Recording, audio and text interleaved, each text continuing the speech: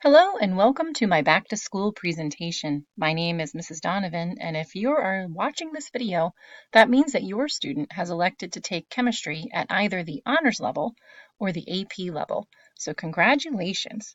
I want to make sure that I tell you just a little bit about me. I have been actually working at MASH for about 15 years now, and 10 of those years were spent teaching both the honors and the AP curriculum. I originally went to college at Ursinus College right down the road, and I got my BS in chemistry, and then followed that up with an MS in education at the University of Massachusetts. I am a local girl, though. I did graduate as an Ole Valley Lynx. Don't hold it against me. And I have 3 elementary-aged daughters who actually attend the school district itself because I love Boyertown. Here's a little bit about the courses that I teach, both the honors and the AP chemistry courses. So if you want to fast forward to the course that applies to your particular student, that would be okay. First up, the honors chemistry course. Honors chemistry is composed of 13 units of study, which are listed over at the right-hand side of the screen. Generally, the course is constructed in a way that we start small, so we'll learn about the atom and a little bit about how it works, and then build outward from that, why atoms come together to make reactions, why certain reactions happen the way that they do. There are 3 common exams in the course, so regardless of who the student has for honors chemistry, they'll be taking these exams to make sure that they're hitting all of the pieces of the curriculum that we need to, and to make sure that we're hitting it in an excellent fashion. This year, we will make sure that their midterm and their final exam are each worth 10% of the overall grade, and there is 1 lab period per 6-day cycle. A little bit more about how I envision how this course works. I do see it split into 2 clean halves, where the first half of the course is more about learning how to do chemistry. We're kind of acquiring the skills of how we chemistry, how we science. And then in the second half of the year, we'll be applying those skills to kind of new and interesting situations and kind of allow the kids to take their learning out of the box and really have some fun with it. The AP course is built to continue off of the honors chemistry curriculum, so it's a second-year course. There are 6 official units of study, and those are set by the AP board. Although there is no official midterm or final examination, which will affect the student's grade on the report card, I will be giving them a practice midterm and a practice final as a diagnostic to help them decide will they take the AP exam, and if so, how will they do on it, and what subjects they will still need to kind of study and refresh as we're moving forward. The AP exam, taking the AP exam, does forgive the students from taking an actual final exam. Information about taking the AP exam will be sent home with the students via the guidance department. For AP chemistry, there are 2 labs per 6-day cycle, and oftentimes both labs are going to be used either for the same lab or for introducing new material. But it is a fast-paced and kind of furious level of course. Again, I do see this course envisioned in a series of halves. The first half is a refresher course on the honors level curriculum, where we go through this at speed, but we also add in the level of complexity that we may have missed the first time around, making sure that they're hitting this at a collegiate level. And then we'll get into some newer topics that we didn't have time for the first round, which include thermochemistry, chemical kinetics, and equilibrium. You'll find that this actually aligns pretty closely with most colleges' first and second semester college level chemistry courses. So some materials that you should have for class, and this actually goes for both the honors and the AP level. One thing that I do not suggest for your students would be both the spiral-bound single subject notebooks nor the paper folders. If your student has a system of organization and note-taking that includes these, that's fine. I've just seen these fail more than they have been successful. There is a lot of handouts and a lot of organization involved in this level of a science class, and the paper folder will be inadequate to the task of holding all of those things in an organized fashion, as will the single subject notebook. We will end up filling it up, and they're going to need more space. And I've also seen them split apart by about December. So having some loose leaf paper would actually be a little bit better. What I do suggest is a good sturdy 3-ring binder, some loose leaf paper, which I will actually provide at school, a composition book, that's for their laboratory notebook, a nice scientific calculator, and of course pens and pencils. Additional items that I would suggest having for class, and of course they're optional, they're not mandatory, would be a nice pair of earbuds and also a phone jack splitter. Sometimes students will be watching audiovisual materials on their computers, and they'll want to do that in a quiet way and want to hear the audio at the same time, and might not want to be sharing earbuds in an unsanitary way. So an earphone splitter or a phone jack splitter will actually take care of that.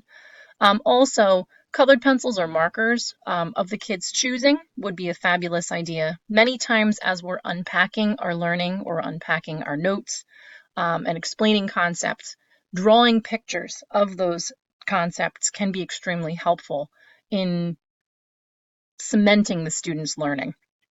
I've also seen some of my more successful students, those who organized immediately, will have even a little mini 3-hole punch, although most of my handouts are already 3-hole punched. Study skills and organization is an extremely important topic. I do like to emphasize this throughout both courses. I have actually found that an organized student tends to make a letter grade difference in their overall grade. I do suggest that we try and help these students realize that they should really keep their papers organized immediately, or at least schedule a standing date and time to get that organization done. In my opinion, organization is also in and of itself a form of study because it helps the brain start to organize the information and put it together in a nice, neat pattern from beginning to end.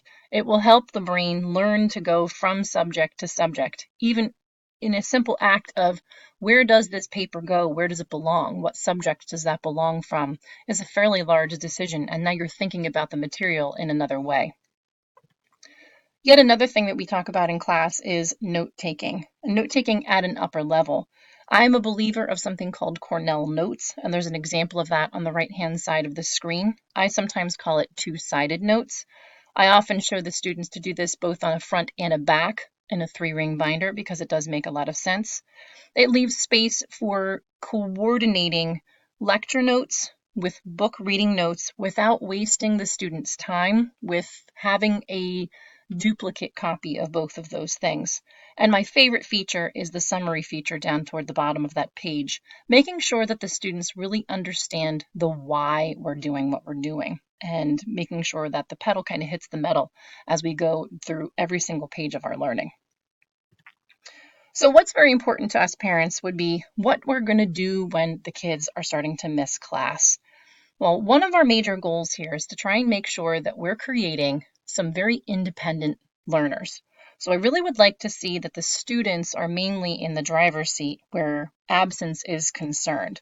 So what I would like is that when the students are absent, if the student would actually contact me, either via email or checking in during homeroom or flex, that would be really an awesome first step toward making sure that they know exactly what's going on. Of course, another thing is that I will always post the homework and the classwork to Google Classroom. I'll give a little summary of what we did in class that day and make sure that I have any handouts or any necessary documentation, even sometimes video links of what we did in class up onto that space. So that's something that they can check immediately. Of course, parents, you are 100% always welcome to contact me with any questions, even if it is that your student isn't able to contact me with their homework, but in that case, they should probably stay in bed anyway. Prolonged absences can be an issue, so I just want you to rest assured that if there is a prolonged absence, that of course I will work with your student to come up with an individualized plan to make up that work. It won't be due all on the same day because I just don't think that that's necessarily reasonable. And one personal note is just travel during the school year. I have seen this be a stressful thing to students that they tend to like to keep to themselves. Although they're very excited about travel during the school year, it can create a source of stress. So just be mindful of that as you proceed forward. But of course, any opportunity to travel with your student is always a very good thing, and you should take advantage of that. So finally, what if you notice that your student is going to need some help? What can we do together to try and help the situation?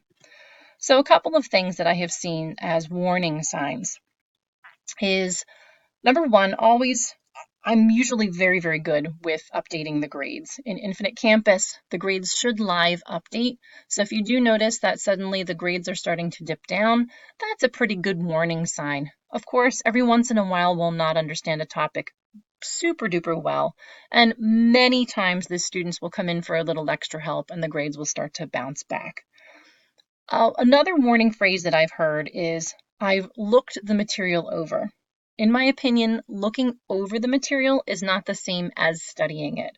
Studying in chemistry should involve doing more problems, doing the same problems that you did for homework, but covering up your previous work and your answer so that you have something to go back and check on to make sure that you truly did understand how to get from point A to point B.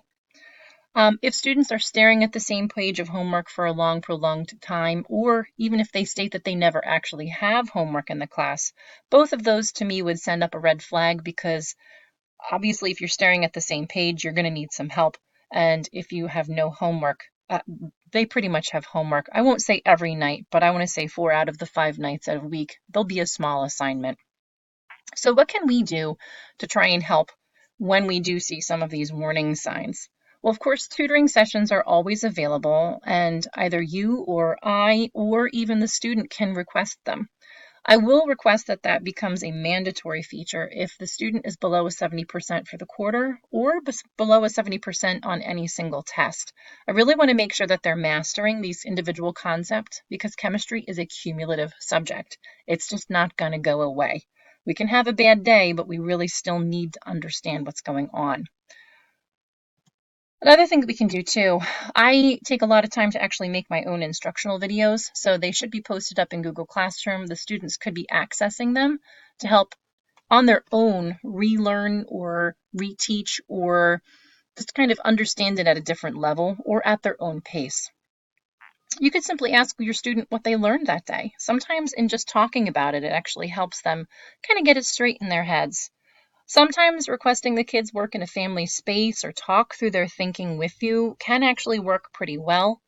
I would also suggest that the phone should probably be put in a secured location. I will never give them homework that requires their phone, and their laptop honestly is only to get into Google Classroom. Everything would be posted immediately through there, and that can be accessed through their school laptop. And then finally, again, reiterating that idea that studying is more than just looking over the notes. There should really be some redoing of problems, either that they had done or even new problems and taking a look over an answer key. Well, I hope that this information was helpful, but if you do have any additional questions or any concerns, please feel free to contact me at any time. My contact information will be included in the email that this video link was included in. Thank you very much, and let's have a great year.